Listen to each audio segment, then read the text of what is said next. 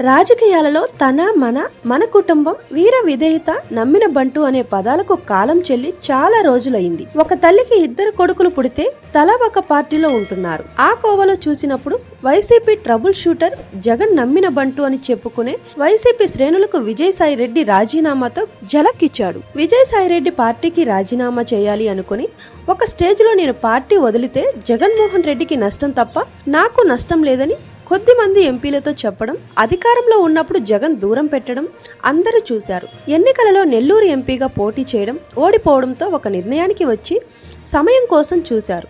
రాజీనామా చేసి బీజేపీకి ఒక రాజ్యసభ సీటు అందిస్తున్నారు. ప్రస్తుతం పొలిటికల్ సర్కిల్లో విజయసాయిరెడ్డి రాజీనామా ముందుగా బీజేపీ పెద్దలకు చెప్పి చేశాడు కాబట్టి బీజేపీలోకి ఆహ్వానం అందింది. రాజీనామా తర్వాత వ్యవసాయం చేసుకుంటా అని ప్రకటన చేశారు. వ్యవసాయం చేస్తారా లేక రాజకీయాలు చేస్తారా అనేది ఇంకా తేల్చలేదు. ఈ మధ్య ఉపరాష్ట్రపతి జగదీప్ ధంకర్ హైదరాబాద్ వచ్చినప్పుడు సాయిరెడ్డి ఆహ్వానం పలికారు. ఆయన కూడా సిట్టింగ్ ఎంపీల కంటే ఈయనకు ఎక్కువ విలువ ఇచ్చారు. బీజేపీలోకి ఎంట్రీ ఖరారైంది.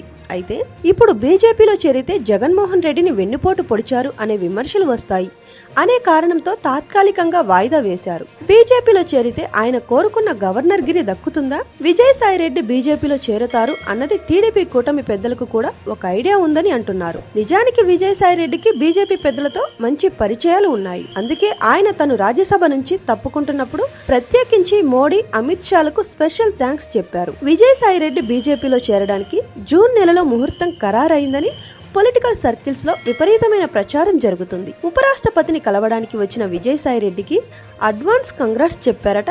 ఇంతకీ ఎందుకు అనే ప్రశ్న అందరి మదిని తొలుస్తుంది. ఉపరాష్ట్రపతిని కలవడానికి వచ్చిన విజయసాయిరెడ్డికి అడ్వాన్స్ కంగ్రాట్స్ చెప్పారట. ఇంతకీ ఎందుకు అనే ప్రశ్న అందరి మదిని తొలుస్తుంది. విజయసాయిరెడ్డిని తమిళనాడు రాష్ట్ర గవర్నర్ గా నియమిస్తారనే ప్రచారం జరుగుతుంది.